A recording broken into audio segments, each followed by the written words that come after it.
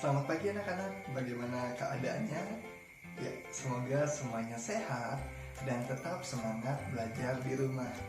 Nah, hari ini kita akan belajar bahasa Indonesia dengan topik yang baru. Nah, sebelum kita ke topik yang baru, kita review dulu yuk pelajaran yang kita sudah pelajari minggu lalu. Masih ingat?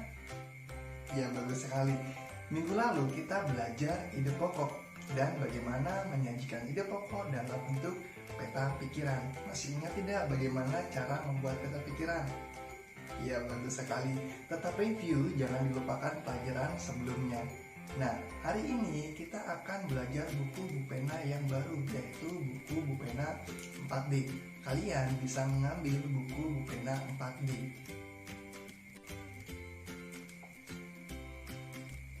Oke, baiklah, di sini Mr. Made sudah membawa buku Bupena 4D. Nah, hari ini kita akan belajar tentang teks fiksi. Kalian bisa buka buku Bupena 4D pada tema baru, yaitu tema 8, daerah tempat tinggalku. Subtema 1, lingkungan tempat tinggalku. Nah, untuk pelajaran bahasa Indonesia kali ini kita akan belajar teks fiksi.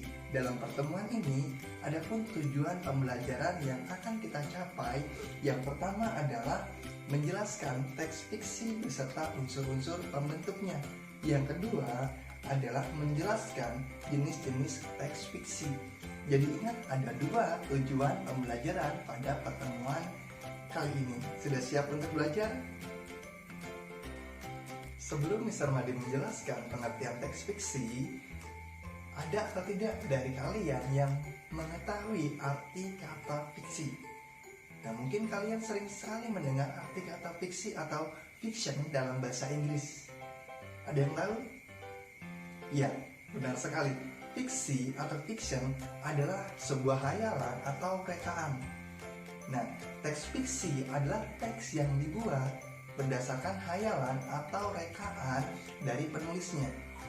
Kalau hayalan atau rekaan, apakah itu benar-benar terjadi? Ya, tentunya tidak. Jadi hanya dibuat sesuai dengan hayalan penulisnya dan tidak benar-benar terjadi, atau itu bisa dikatakan bukan merupakan cerita fakta. Kalian sudah mengetahui apa itu teks fiksi.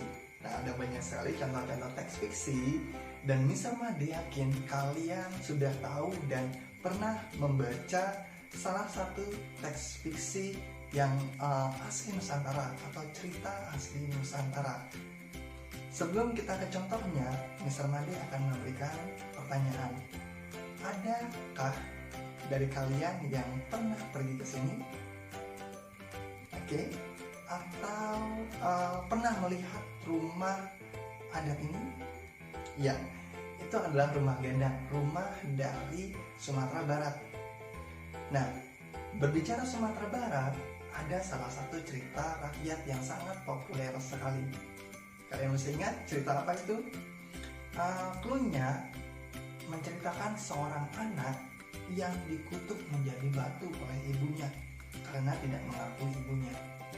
Ingat kan? Iya, benar sekali.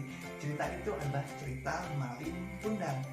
Nah, untuk itu mari kita gali satu persatu unsur-unsur ceritanya. Sekarang kita menuju tujuan pembelajaran yang pertama, yaitu menggali unsur-unsur dalam teks fiksi. Berdasarkan cerita Malin Kundang, unsur-unsur cerita antara lain, yang pertama adalah tokoh. Tokoh adalah pelaku di dalam cerita, bisa berupa manusia, bisa juga berupa hewan. Ya. Setelah tokoh ada tema, yaitu konsep cerita. Kalau kita lihat cerita Malin Kundang itu bertemakan anak yang durhaka. Setelah itu ada namanya alur. Alur adalah jalannya cerita. Ada alur maju, ada alur mundur atau alur campuran. Nanti kita bahas dalam pertemuan selanjutnya. Setelah alur ada namanya latar. Latar adalah keterangan di dalam cerita. Bisa berupa keterangan tempat, bisa berupa waktu, bisa berupa suatu keadaan atau kondisi. Dan yang terakhir adalah amanat. Amanat adalah pesan moral atau pesan yang disampaikan di dalam cerita. Berdasarkan cerita Malin Kundang, kira-kira apa pesan yang disampaikan? Ya, benar sekali. Berbaktilah kepada orang tua, atau bisa juga pesannya jangan menjadi anak yang durhaka. Oke, bagaimana unsur-unsur cerita bisa kalian pahami? Sebelum kalian latihan menggali unsur-unsur teks fiksi, kita menuju ke tujuan pembelajaran kedua dulu yuk. Ya, tentang jenis-jenis teks fiksi. Tadi sudah misalnya disebutkan, yaitu cerita rakyat. Nah, selain cerita rakyat, ada namanya legenda. Legenda mirip dengan cerita rakyat. Bedanya, legenda lebih menceritakan tentang terjadinya sesuatu atau sejarah terjadinya sesuatu. Selain legenda, ada cerita jenaka. Ya, cerita jenaka berisi tentang hiburan atau komedi yang isinya apa ya? Ya, yang membuat kita tertawa atau ada kesan lucu di sana. Selanjutnya ada sage atau cerita Panji. Nah, sage atau cerita Panji berisi cerita kepahlawanan. Selanjutnya ada fabel.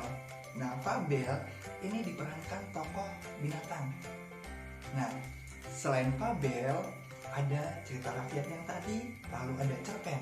Nah, cerpen inilah cerita pendek yang bisa 1 atau 2 halaman selesai ceritanya.